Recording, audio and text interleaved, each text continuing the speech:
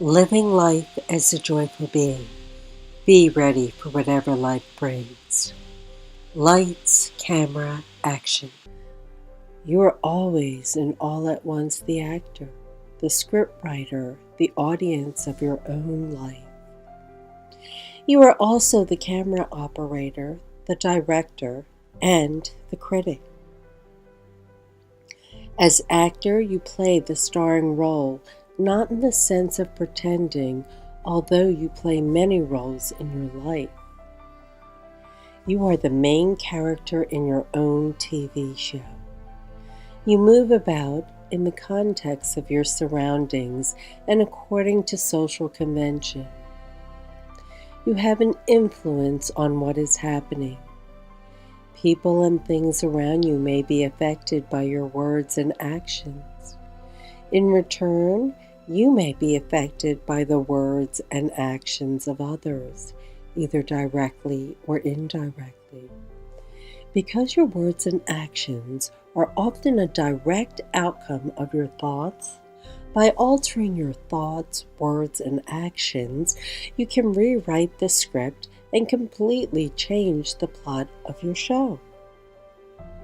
Today, as you walk into a store, a church, a bar, a school, a hospital, a bank, an office, a factory, or a field, what happens?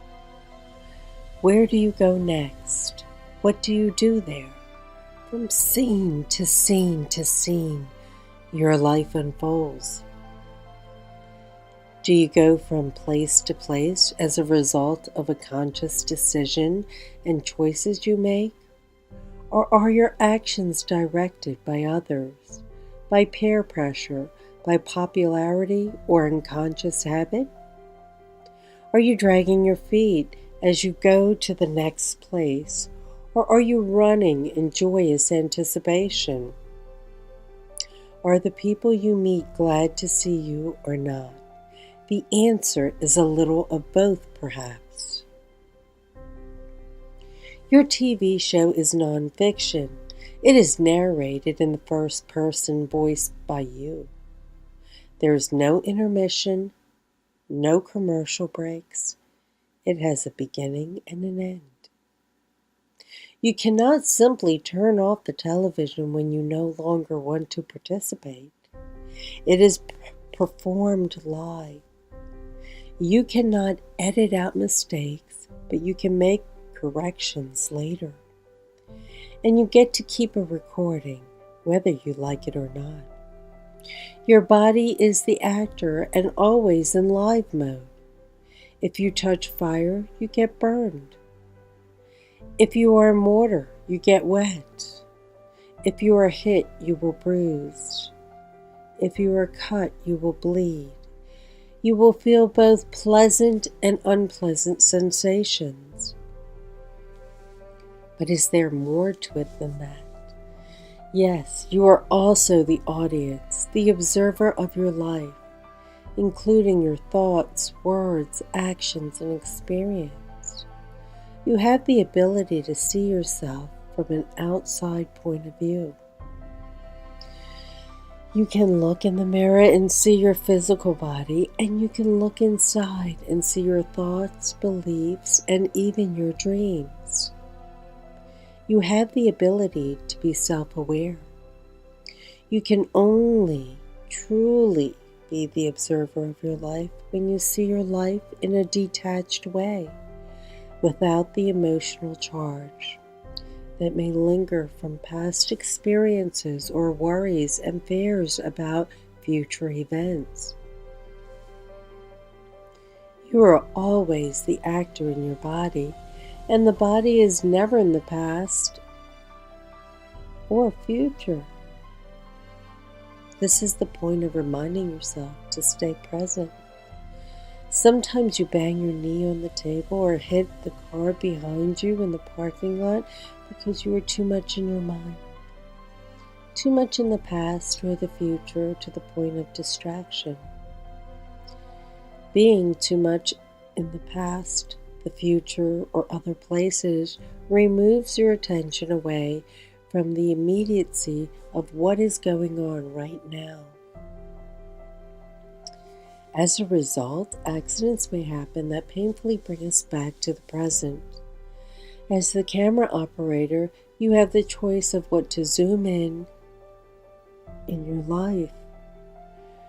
Where you focus your attention is completely up to you. Once you have experienced something, you can exaggerate it and make it something very large and important, or you can minimize it, blur it, fade it out, or delete it. The ability comes in very handy if you know how to use it to your advantage.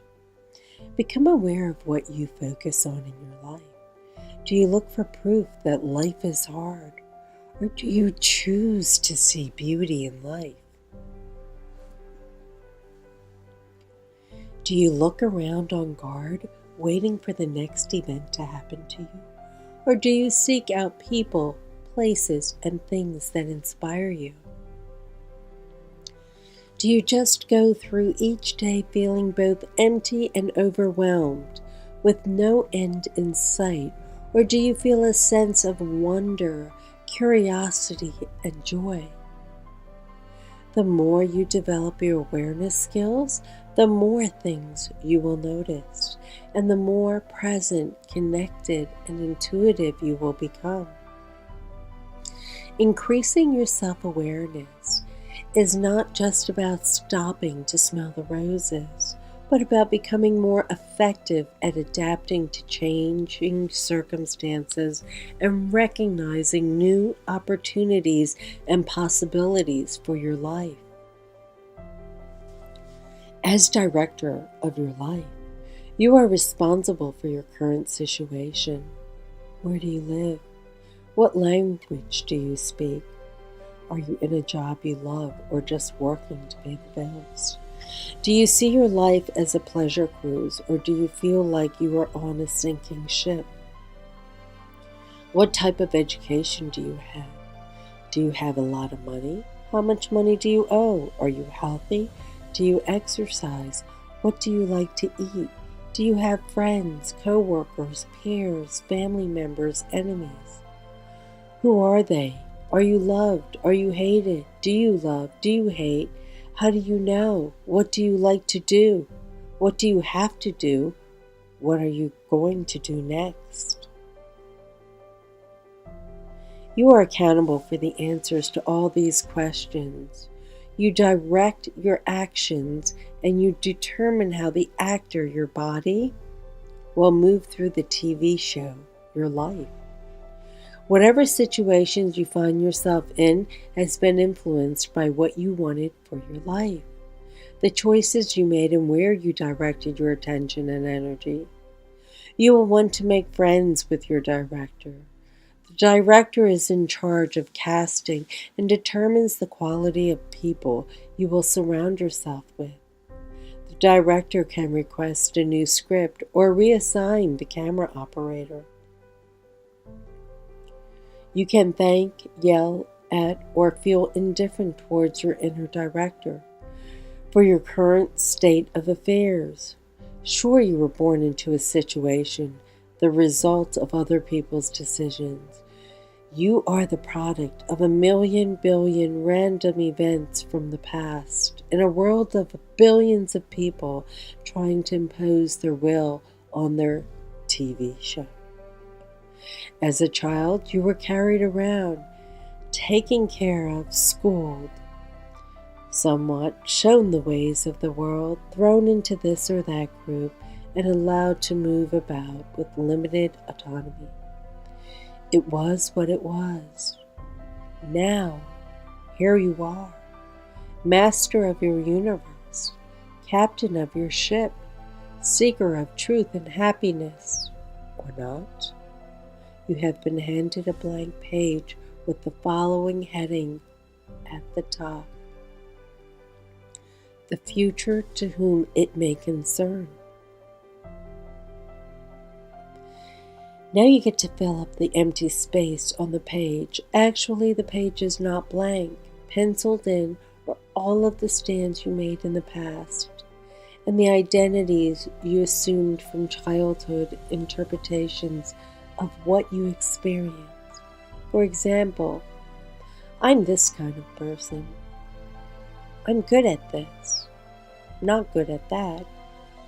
On the page is the script you have written as the script writer, your future according to your past, colored with all the beliefs, preconceived notions, assumptions, and habits you incorporated from other people and your experiences up to this point.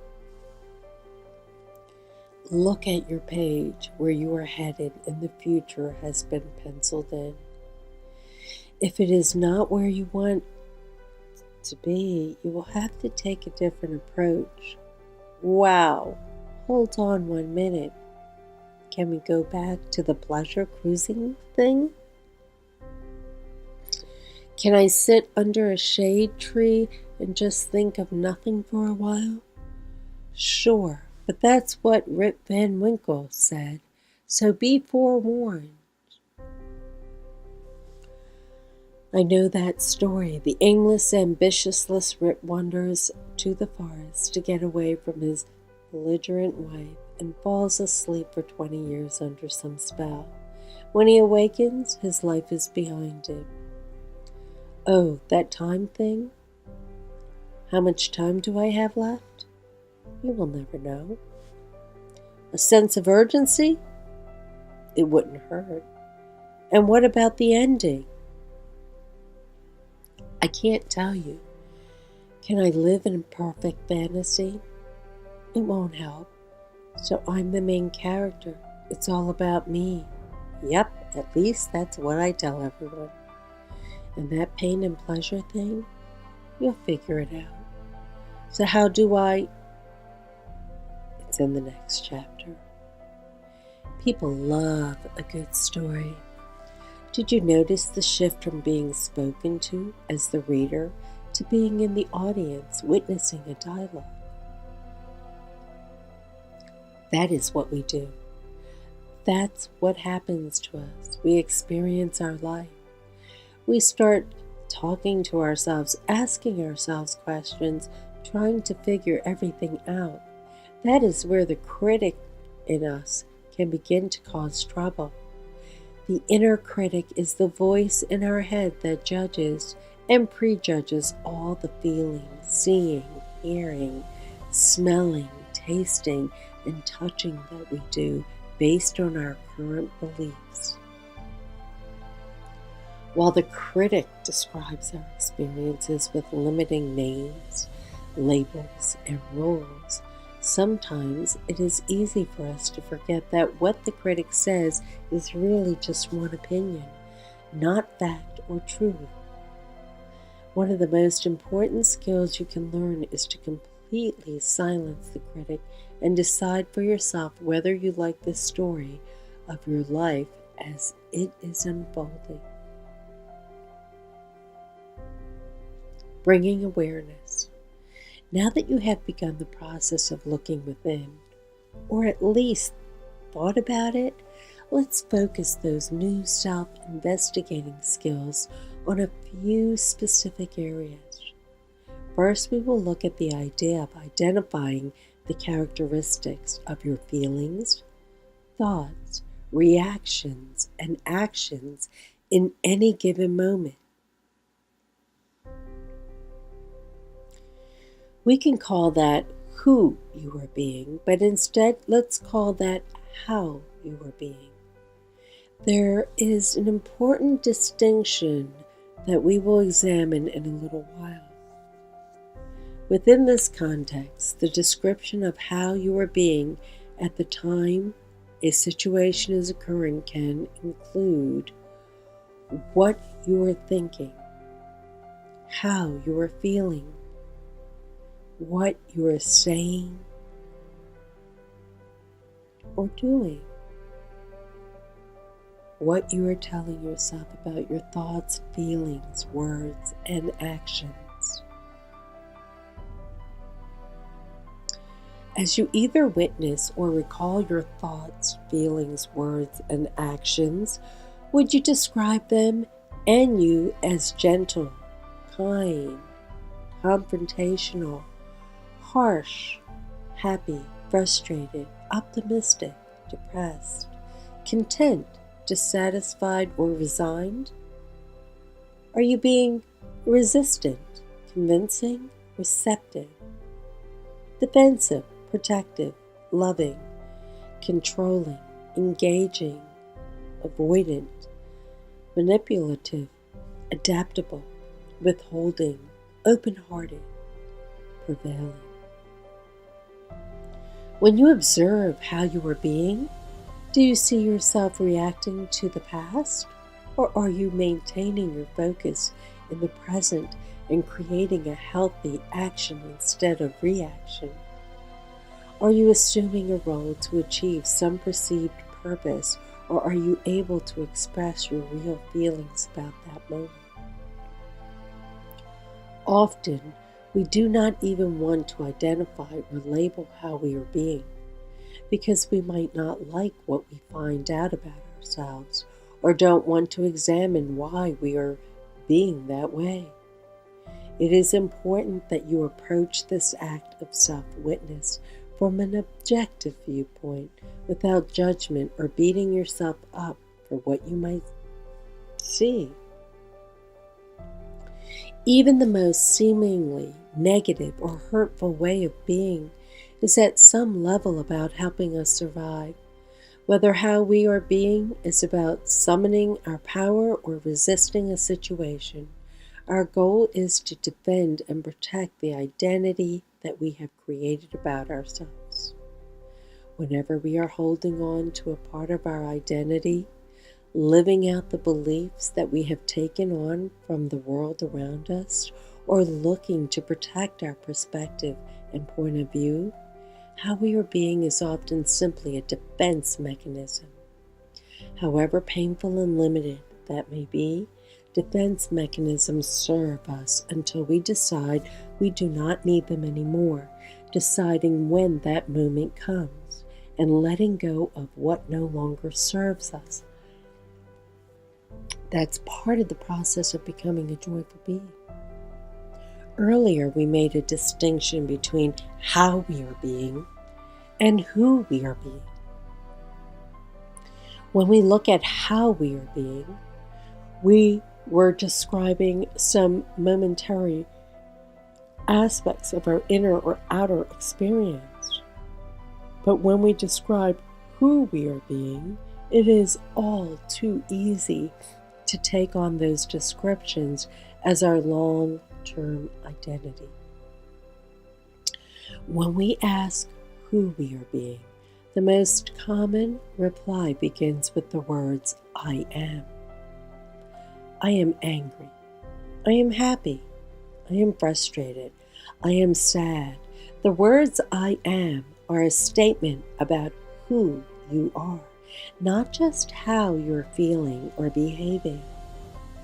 When you say, I am sad, you are no longer saying that you are feeling sad in that moment. You are claiming being a sad person as part of your identity.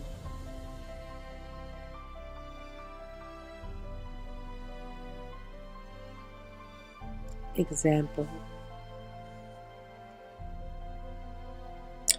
You're at the grocery store with your child.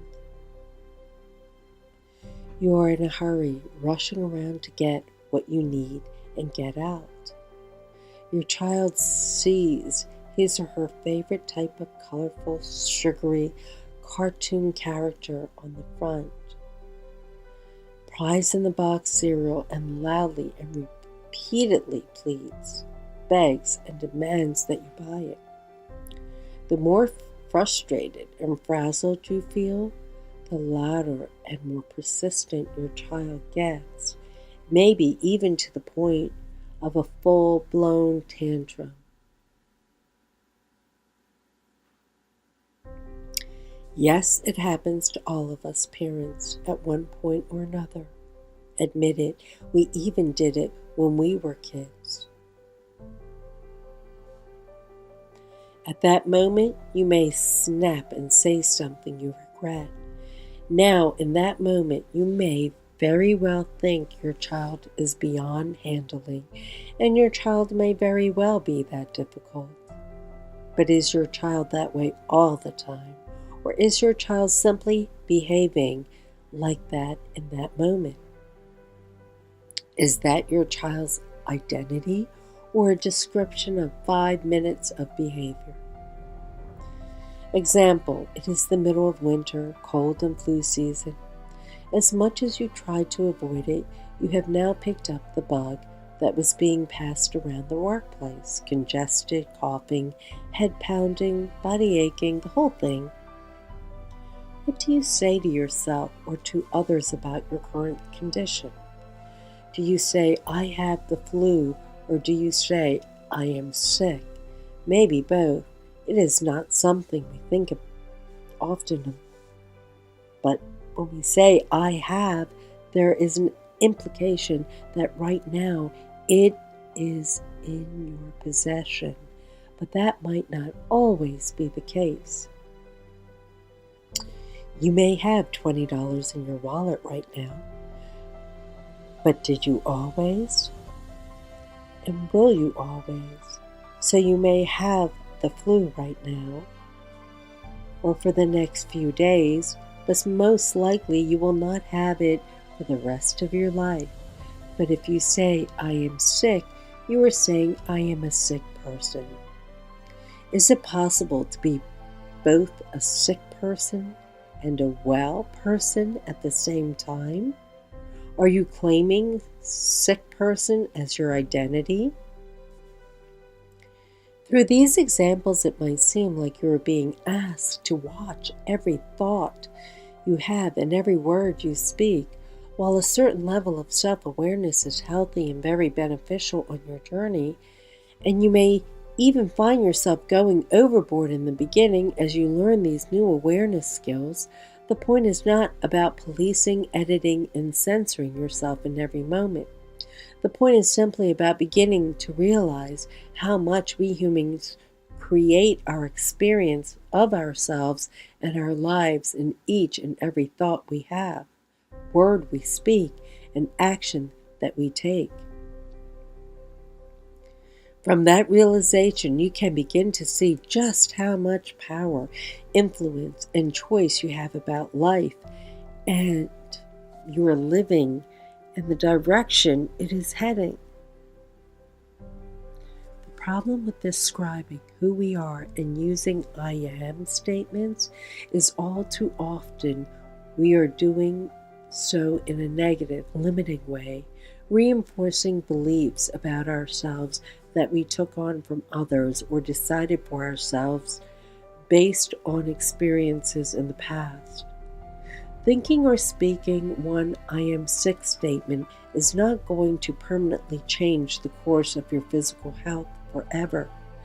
But how often do we tell ourselves, I am ugly, I am fat, I am unlovable, I am lonely, I am stupid, I am broke, poor, I am damaged, defective. How many times each and every day do thoughts like that go through your head without you even noticing? Because the tapes have been playing on repeat for the last 5, 10, 15, 20, 50 years of your life. Just for a moment, try one of these I am statements on for size, observing your thoughts, feelings, even the body sensations as you think them to yourself or say them out loud to yourself. I am lovable. I am magnificent. I am beautiful inside and out. I am intelligent and successful. Did you believe what you thought or said? Or did some other voice pop in with, yeah, right, who are you kidding? Did your body feel comforted and relaxed? Or did you get tense, maybe even nauseated? Because the new message did not fit with what you already believed about yourself. Through your cultivation of awareness, you are able to identify both how you and who you are being. And the awareness of your being provides you with new choices, alternatives, possibilities, and the opportunity for healthy actions. Bringing awareness to the constant stream of I am messages we tell ourselves about ourselves every day in all their various forms, and to the power that I am statements have to transform our lives for the worse or the better, allows us to begin creating a new identity for ourselves. One that is based not on past messages from the world around us, but on who we automatically are and want to be.